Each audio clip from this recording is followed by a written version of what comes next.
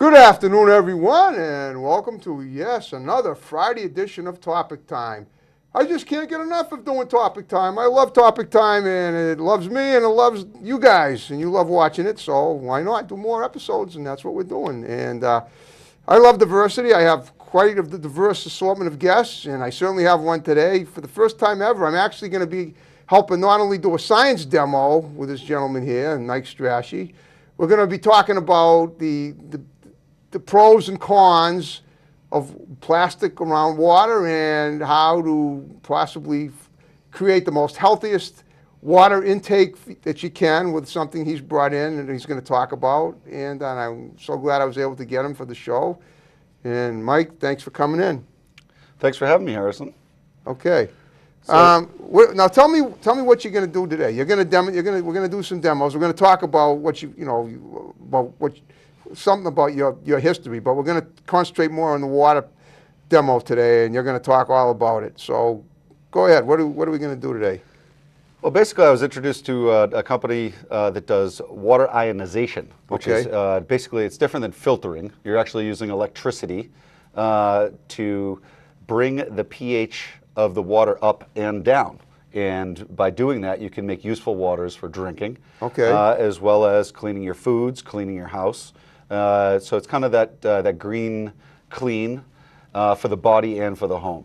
Wow, So, it's almost like electrical chlorophyll. it's as pure as it gets. Yeah, I guess it is. I guess when it comes down to it. So it's a chemical-free process.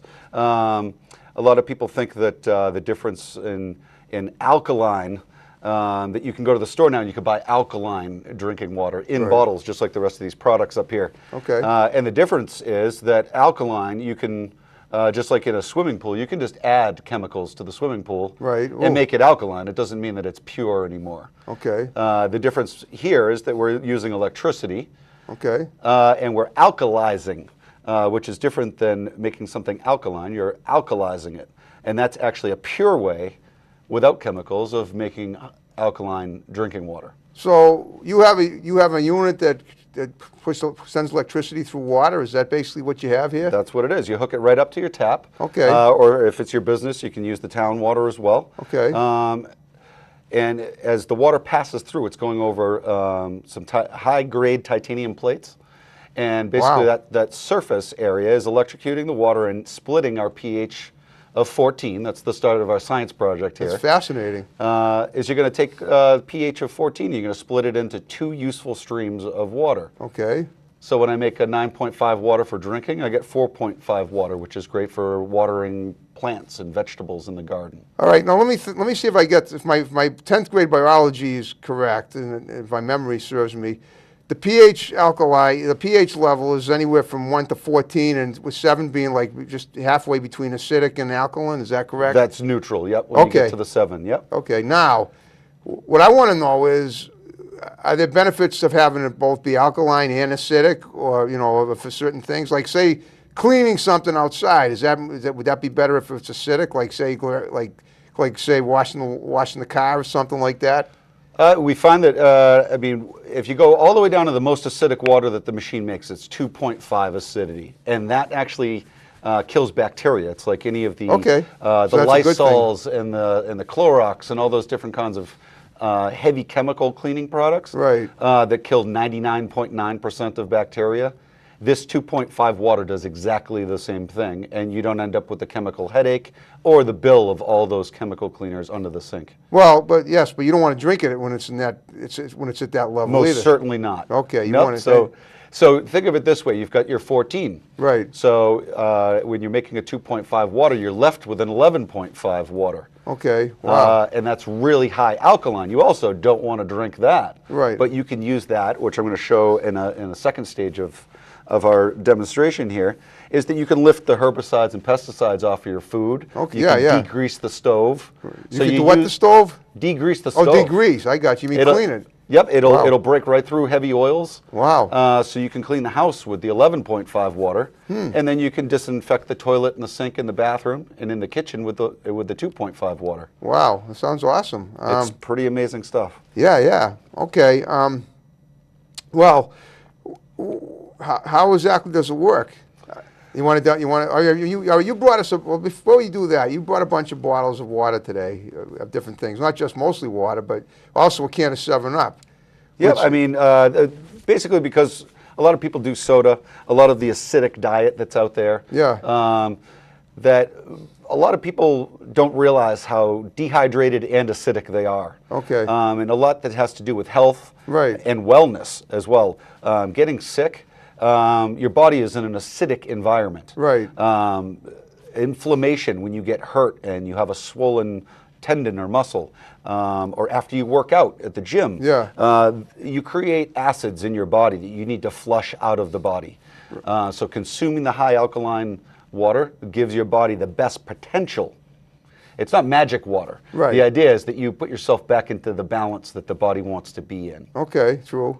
So the company Enagic that put out this technology found a way to harness the electricity and the electrolysis process, which is ionization, to very acutely give you those different grades of water. Okay. Let me ask you something. I'm just wondering if the American Medical Association has weighed in on this at all. This is actually they're certified. Okay. For water purity. Right.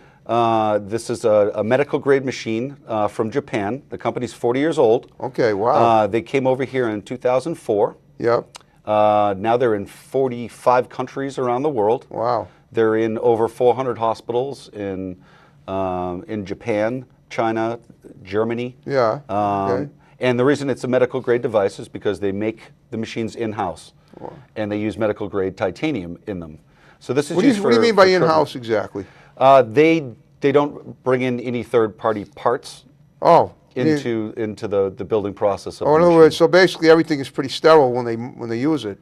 Yes, and it's all regulated by the company, the manufacturing of the actual pieces of it, and the medical grade titanium. Okay. So this is used as a pre and post surgery treatments. Well, okay. One of the great people that's involved in it, the co-inventor of the colonoscopy, is actually one of the biggest advocates of the machine. He just recently retired, but he would actually treat people with the water and put them on regimens of drinking 2 liters of the water a day to make sure that they were cleaning out the inside of their body. I know this sounds kind of like a silly question, but do they are enemas used in this sort of thing? Are they used for enemas as well? This kind of. This is more you get to drink it. Talk about cleaning out the body. Let it pass through, because what's going to happen with this is it's a very fine water. Right. So most water that we get out of the tap and out of any of these commercial products, the water molecules are really heavy. There's anywhere from 15, 20 to 25 molecules per molecule of water. Okay. And what happens is we've got receptors on all of our cells. Yep. And it's like the child's game where there's there's shapes and you have to get the shapes to fit in. Okay, right. Our cells have a 6-sided shape on it. Okay. Which is a receptor, and that's how we get water into our cells. Okay. And what happens is most of the large molecules bounce right off that receptor. They're too big to get in. They're not the right shape. So with this water, after it's ionized, we end up with a very fine water when it reconstitutes. Right, okay. You end up with a little extra hydrogen gas because after the electrolysis process, it simplifies everything. Yep. And now you've got a negative charge that wants to try to get into the cell, which is positively charged on the inside. And it's small enough to fit in there. Okay. So this is what I'm describing is actually the antioxidant property of this water. Interesting. So when people talk antioxidants about blueberries and green tea and these things that are really good for cleaning out our body and giving us a detox, this is probably the greatest of antioxidants that we have available on the market. Wow. For a machine that you could put in your house to make this drinking water. That's incredible. It is truly amazing in the sense of drinking a pint of water has the same properties as eating pints and pints of blueberries. Okay, well, I didn't. Okay, I take blueberries every day in my first smoothie. Not pints and pints, but I take at least a handful. Now the only difference in that is you've got to produce stomach acid to digest that, right? And you're breaking down the alkalinity of the blueberries. Yeah. They still have a great antioxidant property for eating, right, and digesting food and nutrients. Okay. But it's It's second to something like this that you could just drink a glass of water. Imagine just drinking a glass of water and getting multiples of that antioxidant property in your body. Okay, let me ask you this. How does it taste? It tastes silky smooth. Good, that's a good taste. It's delicious. There's the one thing about most of these bottled waters, they've been sitting in these bottles. Right. Before they even get on the shelf, they've been sitting in this product packaging for 2 to 3 months in a stock room. Yep. Then they go on a truck, then they end up in a store stock room, and then they go out on the shelf. So any one of these products out here is a good 2, 3, maybe even 4 months old. Wow. And the way I always ask the question to people is, would you pour a glass of water, even if you were to take tap water, pour a glass of water and drink it off your table 3 months later? No, I wouldn't. But don't they have like an expiration date? I'm playing devil's advocate when I ask these questions, because I figure this is kind of important. This is what people are going to say, because this is pretty standard. This is what people love. This stuff, people buy this stuff by the ton. And what you're saying is telling people they're better off not buying this stuff at all, instead using one of your machines for purifying the tap. Yep. What happens is fresh is best. Right. Everybody thinks that. I mean, when you go into the store and you want to buy produce, you wouldn't buy anything that looked old and wilted, because it'll show you the leaves of the fruit, or it'll start to shrivel up. Or water, being as clear as it is, it looks harmless. Right. You see these things, you see the commercials.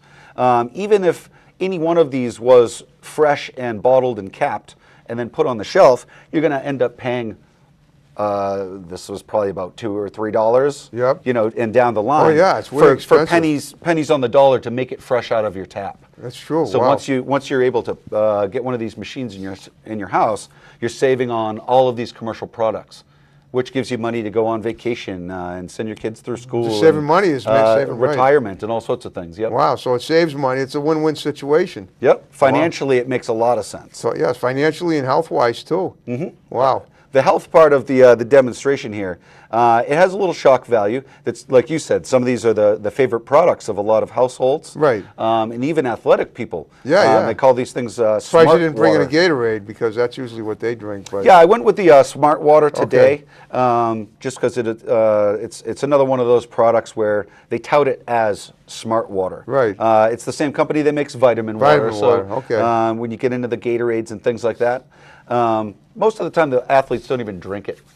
It says Gatorade, and it's some other sort of formula that gives them electrolytes and things that they need. But yeah, but it gives them a lot of bad. I know it's got a lot of sugar in it too. Oh, so much sugar. It's got a ton of it. It's sugar terrible. and anything that says that there's no calories in it.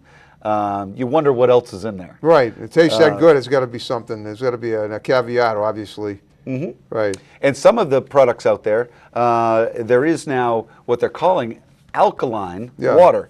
And alkaline and alkalized being different, that if you turn your water over and you read ingredients, there shouldn't be any ingredients in your water. It should be water. Right. So why would there be sodiums and magnesiums and calciums? That's right. That comes in all these bottled waters. Well, I always thought it was because it comes out. That's what's in the spring when it comes out, like Poland Springs. But I don't know. I'm no expert on water, or how this water is rounded up from the great outdoors. Okay. But let me ask you this: suppose you were to take this stuff here, instead of putting it in you attach it to your tap, and then you want to keep it for a while. You don't want to drink it right away, but you say you're going on a long bike trip. Yep. Now, wouldn't it be better to use glass as opposed to plastic? Because you told me before, was the plastic has properties in it that can kind of get into the water, and it's not good. Now, what I end up doing is I buy BPA-free bottles. Okay, what are they made out of? Basically, it's high-density plastic that can withstand high amounts of heat. Oh, really? What happens is once any of these get any heat in them, because they're so thin, or light goes in and destroys the oxygen that's inside. Oh yeah, that's right. Yeah. Now all these are clear. This is translucent. Right. This isn't. You don't have to keep it in here. Glass would be recommended. It is breakable. Of course it is. Yep. But there's some companies out there that make great, Nalgene and a few of the other companies that make these non-leaching plastics Okay. And they put lifetime warranties on these things. Right. They're unbreakable. Yep. And they don't leach chemicals off of the plastic bottles. None of these bottles are regulated. The FDA has one person that regulates $1 billion bottled water industry. Why one person? Just one person. Is it you? Who is that person? I'm just wondering. I don't know them by name either. You don't know that person? I'm sure we could look it up and pull that information. No, up, I'm kind of curious because I mean, it seems like it's almost like there's only one person that's qualified to to pick and choose that stuff. That's amazing. I got to ask you, why did you bring in the 7-Up? Just to show people, I mean, because a lot of kids, they want it because they see the commercials. Some adults just haven't been able to get off of soda. It's just not good for you, and it does show you how acidic some of these drinks are. Right. I got the 7-Up because it's clear, so when we put the pH drops in here. You could have gotten a Fresca or a Sprite, but you've chose 7-Up. That's cool. Yeah, and it's just to be able to put these pH drops in, and you can clearly see how the pH will show in its color. Yeah. So if you want, we could actually start with some of the pH tests here. Sure. Just so before we start, I just want to ask you a question. Every day, speaking for myself, what I do is I take a lemon and I slice it and I spill a couple of drops of lemon juice in a Dixie cup and I add about an inch of distilled water. Is that healthy? It's in a plastic container like that. But lemon, I believe, is a natural antibacterial.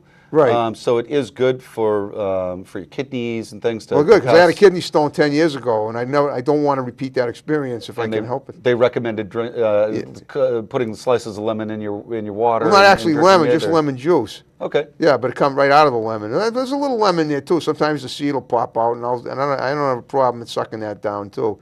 But what about the possibility that the distilled water in plastic might be detrimental? Because that has a long shelf life. I've had that. Like, I'll buy a big bottle of distilled water, and that'll last me a year because I only use a drop or two every day.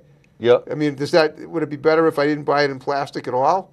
In general, again, fresh is best. Right. But what happens is when it's sitting in that container, yeah, it's losing its oxygen property. Okay. And as soon as the oxygen is gone, even if it's distilled, to a certain extent, yes and no. There's no properties left in the water that have any health benefits either. There aren't. Okay. It's a liquid, right? That you can use that you can use to transfer something else like the lemon juice or something, but it's not going to get you very far health-wise. It isn't. Okay. All right. The lemon, I think, is good for the kidney stone. Right. So perhaps just drinking the lemon juice by itself without anything plastic, because the only thing I'm trying to figure out, you got me thinking. Anything that's a beverage, even if it isn't water, like I drink I'm a vegan and I drink almond milk every day. And that comes in a carton, which I assume is plastic as well. I don't know if that makes any difference.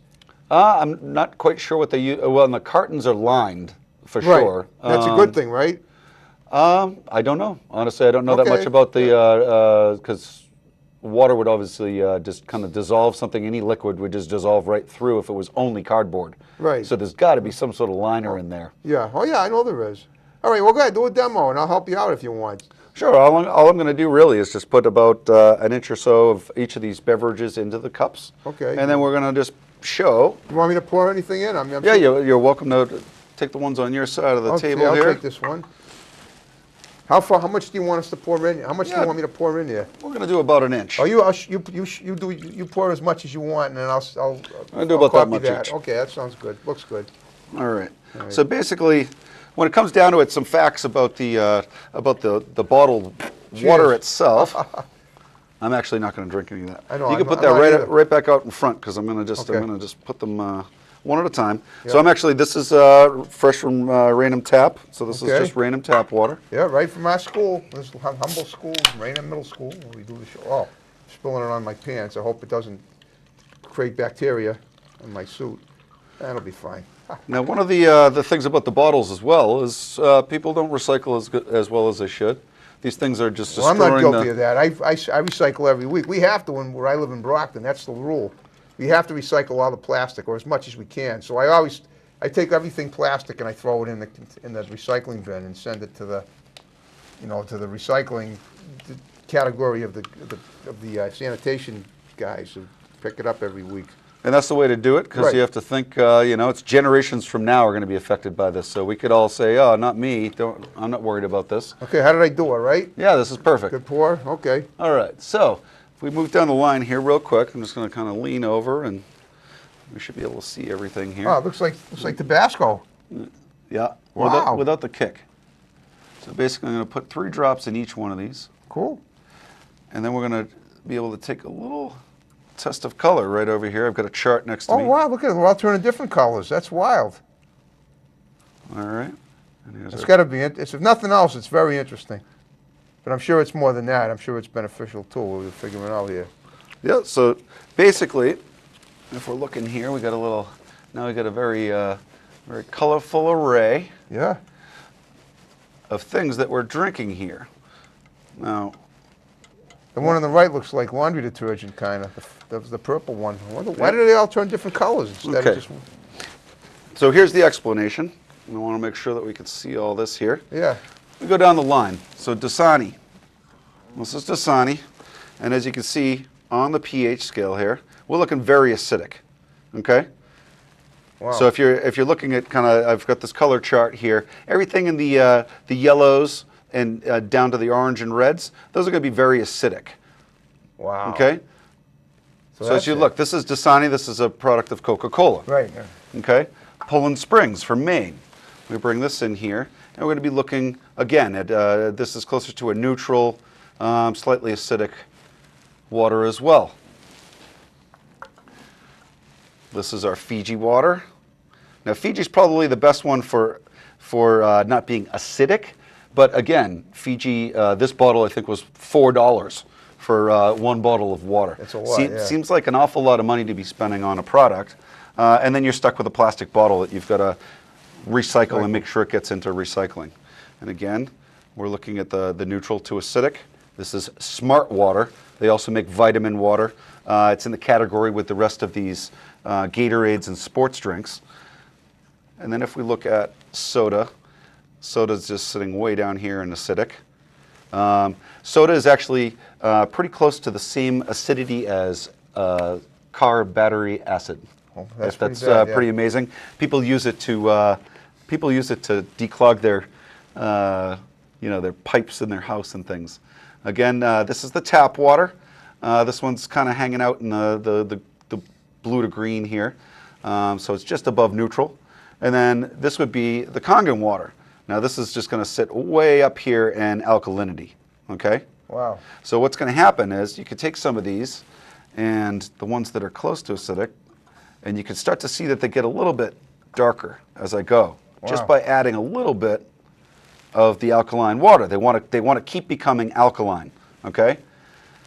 But on the adverse side, if you're a soda drinker, you take just a few drops of soda, and immediately it destroys all the alkalinity that you could be putting into your body that would be good. Wow. So see how everything went to acidic? Yeah, wow. It's pretty amazing what soda will do to destroy this. So putting this into your body sounds like it's not a good idea. No, definitely not.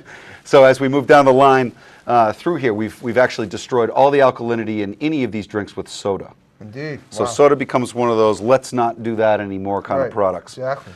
So I'm going to get a couple things out of the way here, but when it comes down to it, some other facts, bottled water, moving all this bottled water around uses billions of gallons of petroleum every year.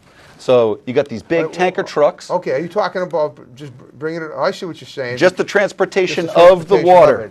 It's totally independent of the water itself, which except for the fact that it moves it from one state to another or where in between. Now, when that's happening, yeah, you're polluting the air, you're using the petro. Wow. And on top of that, now you've got these plastic products. Right. So everything about it is just kind of an adverse effect on our culture, our society, our world, our environment. And the ozone layer. Yep, and the ozone layer. So when it comes down to it, we got to be real careful what we're putting into our body.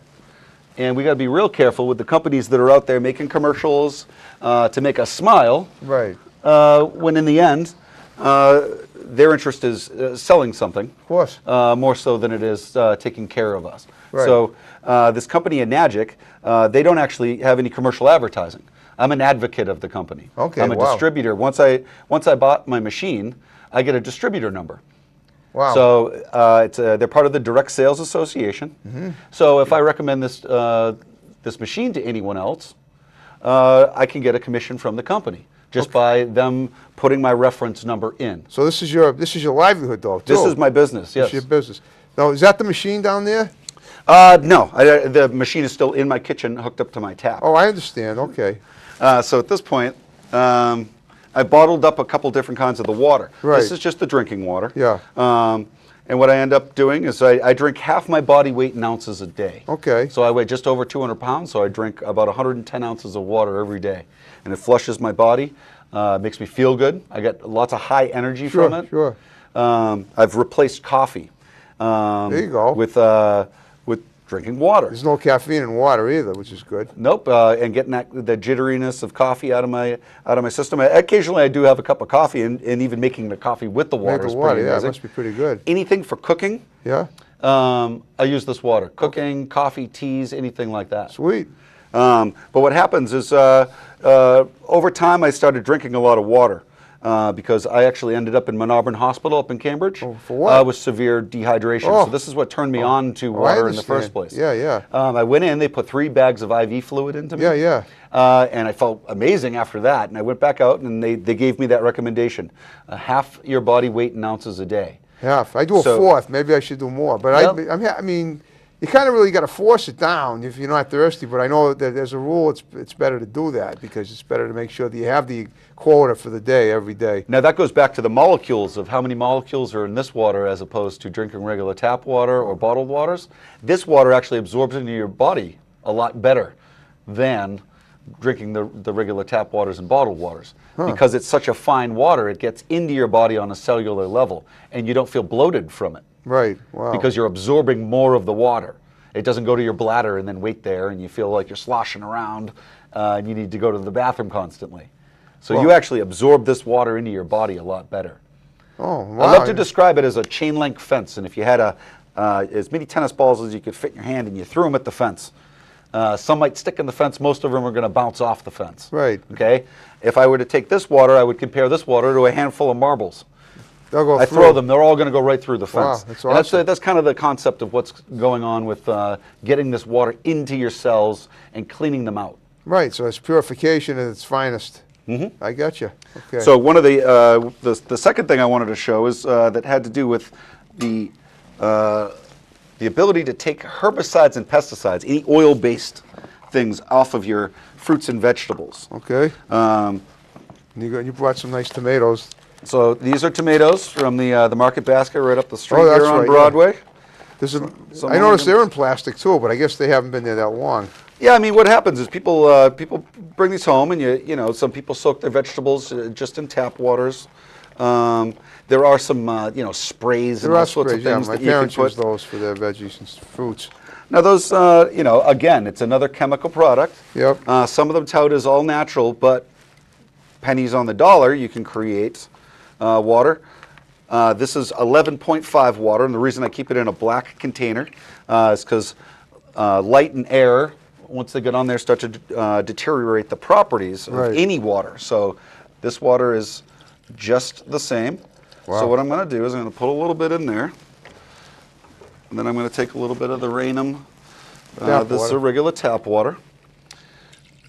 And while I let these sit for a minute, I'm going to show one more science demonstration for you. Again, here's the tap water.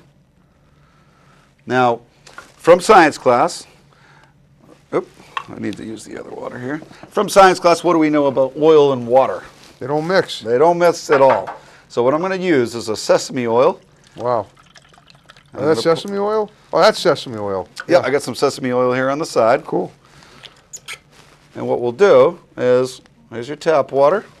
And just like you said, they don't mix. So I'm going to put some oil in there and watch that rise to the top. And then this is the 11.5 water, and this is a very important property. It actually emulsifies. It actually, when you get in here, you can actually see that it's like you're making gravy there. Yeah, it actually gets in between the molecules of oil. So this being 11.5 high alkaline water, and this is tap water. Okay, wow. So what's happening here is you're seeing that the water is able to get in between all the molecules of oil and actually emulsify itself. Okay, now why is that a good thing? This is the property that we can use for cleaning. Oh, okay. So in order to degrease the stove, right. you can imagine that was the grease, the water is going to just slip right off. I see what it's you not mean. going to get off that. This will actually lift it up. It's just like you said, it moves it through, almost like throwing the marbles through the fence again, except it's on a surface instead of in your body. That's the concept there, and this is on the surface, like you said. Yeah. So you're emulsifying oil with water, with high alkaline water. Now this is the fun part here. There's quite the shock factor that happens. I'm going to move these down. I'm going to have quite a bit of things to clean up after the show today. Okay, well, I'll help you do that. So what I want to show real quick here with the tomatoes. So if I were to take this, and this is with the tap water.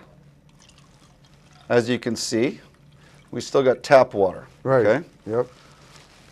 So there's your tap water ones. And then this is the shock factor that got me convinced that I needed to get one of these machines. What you're seeing here, this yellow, this is all the petroleum-based herbicides and pesticides that were on the tomatoes. These tomatoes. That's unbelievable. So the difference is astounding, to say the least. Wow. It was very clear to me when I first saw that, and as soon as I did it with my own machine and made my own water to do that, it's amazing. And the tomatoes themselves, if you like to help yourself, you like tomatoes, these are the clean ones. The clean ones? I'll try one. They become sweet again. So what happens is you get a very bitter taste from regular tomatoes just through tap water. Wow. So what's going to happen is your fruits and vegetables, once you get all this off, you find that apples, you want to eat the skin. You don't want to peel the skin off. You just want to get all of this yellow petroleum off. Right. Wow. Okay. Some of the vegetables give off even darker, more disgusting looking things. Right. So what I do is I take a big chef bowl and I throw all my fruits and vegetables that I'm going to have with dinner, salad makings, everything. And I soak them for about 10, 15 minutes. I get all this yellow gunk off of them. Yeah. And I've got delicious foods. It actually helps keep your foods longer in the fridge. Yeah. Wow. Once you get these things off. Because what's happening is everything's just kind of deteriorating on the inside. Jeez, that's incredible. So this factor here was the one that kind of got me really, really interested in it, because you could drink the water and say, oh, I don't feel it or I feel it, even if it's good for your body. Yeah. You know? But this is undeniable. Yeah, truly. That you can see what can really come off. Now on the other side, when you're making this 11.5 water, because we've got our pH scale of 14, yep. The 2.5 water that comes out that you can use to kill bacteria, you can use it to treat cuts on your skin. Right. It's just amazing what you can do with all the different scales of water.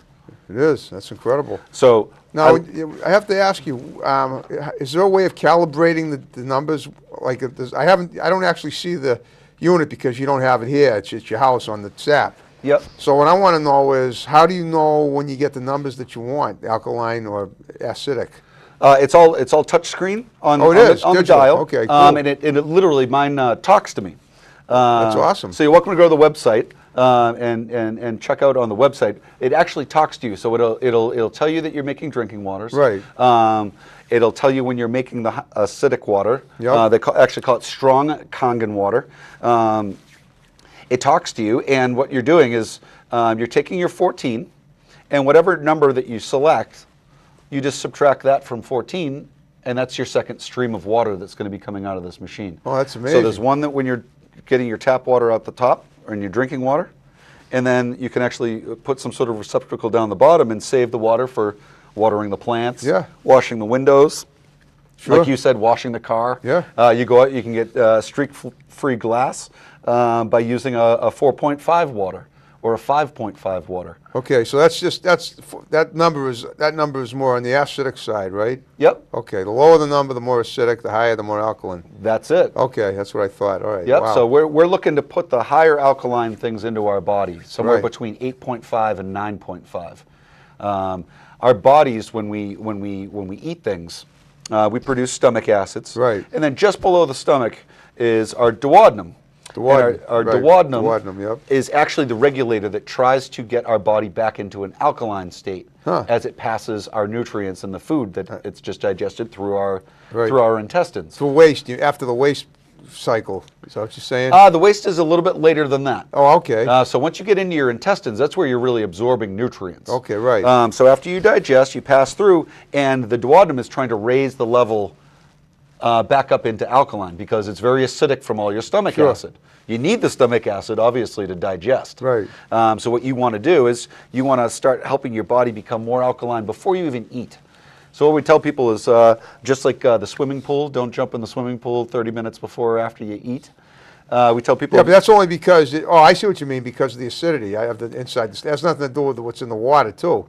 No, the idea is that you don't want to dilute your stomach acids while you're eating. Right. So it's actually suggested by a lot of doctors to just don't even drink while you're eating. Right. Okay. Maybe sip on something with your meal, but really let your body enjoy the food, digest the food, and drink your water around your meals. Interesting. Yeah. It's really good to be hydrating around your meals because then you're not diluting your stomach acid, which is a good thing for digestion. Sure, sure. Wow. It's a good way to eliminate acid reflux as well. Oh, I know. I've had my share of acid reflux, so I haven't lately, but believe me, it's not fun. In fact, I got pneumonia from having acid reflux about 11 years ago. Yep, it's a very predominant reaction that people have from having a slightly acidic diet. I mean, I can't claim that I haven't in the past, and I don't spoil myself every once in a while with things that aren't good for me. But I've learned to just kind of regulate that after I see things like this, as well as drinking the water and feeling the benefits from it. I really do pay a little bit more attention to my diet and my health overall. Yeah, you look pretty healthy, so I guess that's pretty much important. That's an important thing to do. So how long have you been doing this for? I've been with the company for just about a year now. Okay. And I've been drinking the water for a little bit longer than that. Okay. My sponsor introduced me to it probably 3 or 4 months before I bought my own machine. Wow. So I was basically, what we do is we share the water. So there's, we like to do, anywhere from 3 weeks to a month of a free trial. Okay. I used 25 days. Just because everybody always says 14 days or 21 or 30. So I said 25. I'll make it kind of unique to my own business here. Sure. 25 days on the water. If you see the difference, you feel the difference, then you're going to want to look into this. You're going to want to look into it probably after day 2, like I did. That's amazing. But when it comes down to it, after close to 30 days, you're going to see a transformation in your body. You're going to feel better. You're going to go through a very mild detox. Where you are cleaning your cells out finally. It's that, again, the chain link fence with the marbles. This water is going to get in your body, and it's going to just keep working away at cleaning out all the toxins and free radicals that are in our bodies. Yep. Because the best way to look at it is antioxidant. Yeah. We're oxidizing, which is would be related to rusting. So our cells, quote unquote, are rusting. Yep. They're aging faster than we are. Especially with acidic diets. So what happens is you get the antioxidant properties of the water from the drinking water. Then you clean off all these pesticides in the food you eat. You start to water your gardens with them, and organic takes on a whole new idea. If you're putting seeds into pure soil and watering your garden with the purest water that you can make on earth, you're going to end up with truly organic. It all depends on the soil itself, but if you're going to treat raw soil with this water, you're going to get very clean vegetables to grow and cook with. All these, there's so many properties to the water, it's unbelievable. What about the use of fertilizer on things to grow? And then do you think that's kind of detrimental to good health? Yes. Just again, because it's chemicals. Right. So it's like they act as though people have been using fertilizer for thousands of years. Mm-hmm. I mean, there's some natural ways of fertilizing things. Like using one's own product instead of a cow's? From using, you can use crushed shellfish shells and things like that to add natural fertilizers, because as they decompose, they create kind of natural fertilizers. Well, I got to tell you something. And I don't know how far around the world you've been, but in 1998 I went to China, and I have never tasted better tasting produce. And I believe that's how I mean, they pretty much taught the world to farm about 5,000 years ago, and I believe that's how they fertilize their food with their own waste. The humans do it. That's what I heard. Now, Composting. Yeah, right. Yep. Now, I'm just saying. I mean, I'm a vegetarian, and that's all I eat. I don't eat meat. I know that's a whole new ball and chain for people is washing meat, because that's important too. I think based on what I understand is that meat, if you heat it up too much, you may kill all the bacteria, but you lose the nutrients too. Whereas if you don't heat it up, you have all the terrible things going into your system, even though it's probably more higher in nutrients and protein and whatever, all those other things that you need. So I'm just wondering if that applies to vegetables too. Vegetables, it's the same thing. They actually do recommend eating a good amount of raw fruits and vegetables along with cooking them. I know, I eat it every day. I eat raw fruits and vegetables every day. Yep, the raw does that. I mean, there's different ways. I mean, we can't eat raw all the time. Sometimes we need something with a little different textures and things. But if you were to just boil down your broccoli, you're going to lose a lot of it to the water itself. Yeah. Now, if you use that water to then boil some pasta, or something like that after the fact, now you can kind of retain those nutrients. Okay. So there are some great ways. Well, I didn't know that. I didn't realize that you could boil something and that the stuff that I guess the nutrients they remain in the water, and then you can reuse it. That's interesting. Wow. Yeah, because you could imagine you soak them, you get them out, and then you use a little bit more of the good water to put in your your boiling pan. Yeah. And then after the nutrients come off, now you've got this nice broth. Right. Exactly. And then you can reuse that broth. Huh. Interesting. Excuse me. No problem. Are you a professional chef at all? Actually, I did work in a lot of restaurants, but my fiance and I use a lot of bonding time. We work in the kitchen together a lot. Oh, there you go. That's perfect. So she's great with the sauces, and I'm good with the saute. Cool. There you go. So That's wonderful. I do love to cook. Yeah. We do try to eat vegetarian at least 4 or 5 times a week. But to be honest with you, if you eat meat at all, then you're not a vegetarian. Oh, I know. I'm just saying for the meals, strictly there's no meat on the table for 5 out of the 7 days of the week. Okay, but for those other 2 days you do eat. Yeah, I understand. Okay. Yep, I do seafood and chicken. I've cut back a lot on the beefs, because beef is very acidic for the body to digest. It's true, yeah. It's not as good for you. Well, see, I actually have an allergy to acidity. I have a problem with acidity too. Like tomatoes can be acidic if like I haven't had pizza in about 15, 17 years, as much as I love it. Because of the sauce. Well, yeah, the sauce. It's very acidic. For some reason, when the tomatoes are converted into sauce, they seem to become way more acidic than they were before in their pure form. Why is that? You know? I want to say that's when you're breaking down when you're cooking it, you're breaking down the molecular structure of the that creates more acidity. Yep. Wow. Yep. It starts to release some things. That I don't know that much about that side of the cooking process. Well, I do know that once you start to break down different things, like onions start to lose their, how sharp they are, because you start to cook off some of the. Have you ever noticed that bananas have a very, very short shelf life? You buy a banana at 10 in the morning, and by 1 o'clock, it's already got bruises, even if you got it in the fridge. Why is that? Do you know? I think that's one of the ones that they don't treat bananas a lot with a pesticides. lot of the herbicides and pesticides. They don't use as many on a banana because it's already encased in a nice they think that's hefty shell. Yeah, except it's terrible because you get bruises on it. Who wants to eat a banana that's got more brown than yellow? I just you were saying before you have smoothies. I do, and you know what? That's when I put the bananas in it. Well, let me tell you something. I'll give you a little tip. I actually one day I was out buying some bananas at a health food store in Plymouth, and some woman came in and she says to me, "You know what? You're better off not eating bananas, and if you're making a smoothie, you're better off getting coconut water, because number one, it's much higher in potassium, and number two, bananas get a lot of sugar in them. Yeah. And number three, my number three is that it's disgusting when they turn brown and stuff. So I took her advice. I bought the coconut water, and I haven't had a banana since. And that was 3 years ago, and it's much better. I much prefer putting that in the smoothie and not having to try to work around the brown spots and the bruises and whatever, which is what they are really. Yeah. And the mushiness. Which is it's starting to become sugar. It's starting. So as it breaks down, the sugars start to continue to break down the banana. It doesn't taste all that good either. My favorite tasting banana product was back when I was a kid, and my mother used to give me banana-flavored cough syrup. That was pretty good. But I don't really like real bananas. I much prefer, I'm glad I met that woman that night. Hard to believe she tried to hit. I found at a restaurant later on. She happened to be at the same restaurant I was going to, doing a show like this one, doing my Topic Time show. And I felt bad because I think she wanted to hit on me, but I wasn't interested. But I definitely, it's nice to be able to take that advice with me. Yeah, why not? Right, exactly. Sometimes you gotta take what you can take from the situation. Well, I'm telling you too. So if you ever want to try coconut water, there's a couple of really good brands. Zico is one. That's the one I use. Have you ever seen that?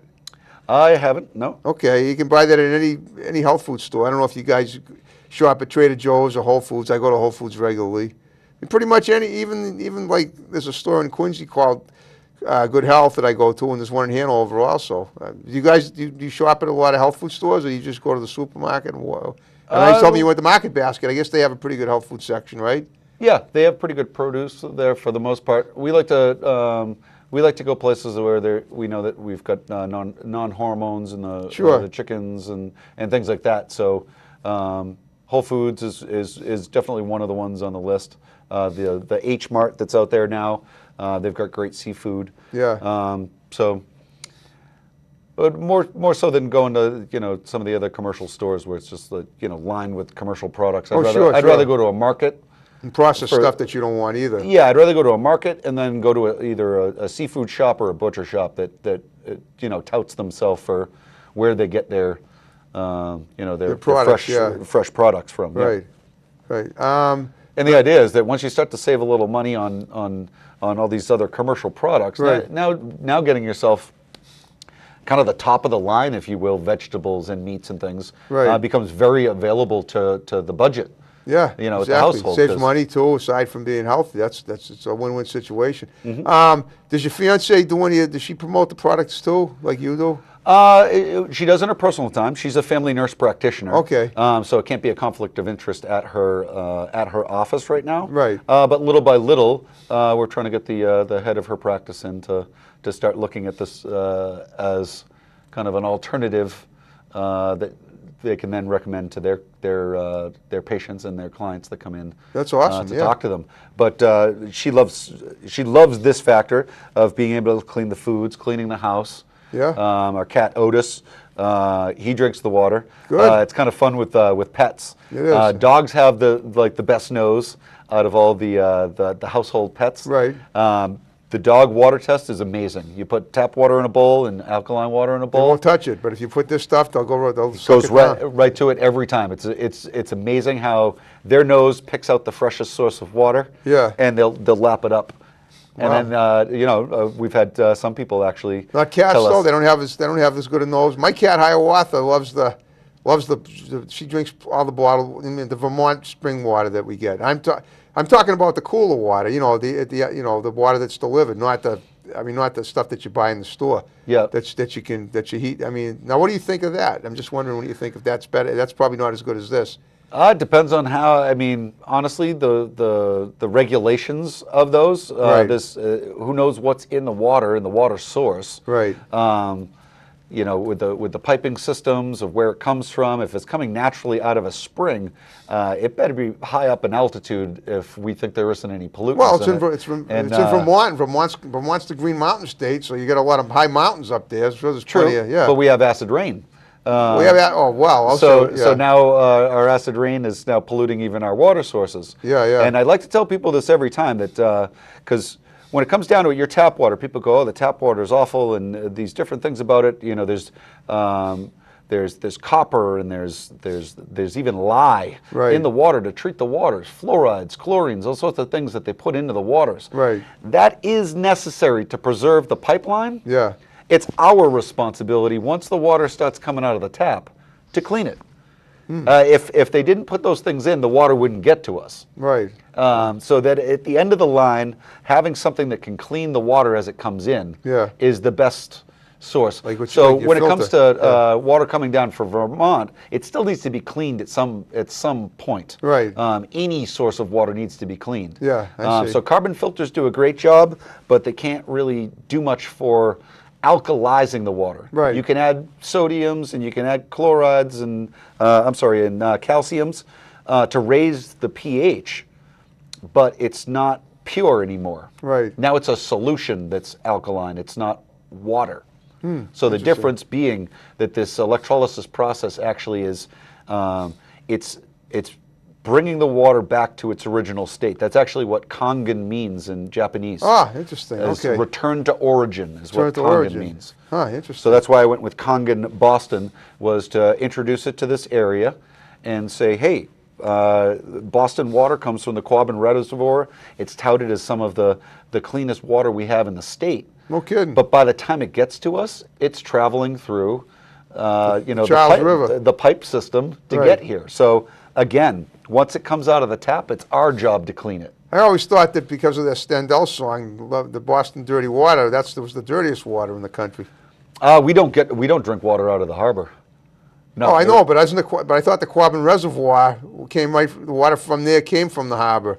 Oh no, right directly into it. No, Quabbin Reservoir is Central Mass. Oh, it is. It's the largest reservoir in Central Mass. Oh, no kidding. Whereabouts is it? Like around Worcester or in that area? No, it's just south of Winchendon. Winchendon, great area. I love that town. Yep. So if you come south from there, so you're probably going an hour, maybe an hour and a half west of Worcester to get to the Quabbin Reservoir. Okay, interesting. And it really it almost cuts it almost goes north and south from the state. It's the largest body of water inland in Massachusetts. In Massachusetts, right. Yep. It's just amazing. And 75% of it is preservation, so you can't even go out there in a boat and you can fish only the south side. Okay, well, I guess the environmentalists make sure of that so that it doesn't get polluted. They want to keep it pure.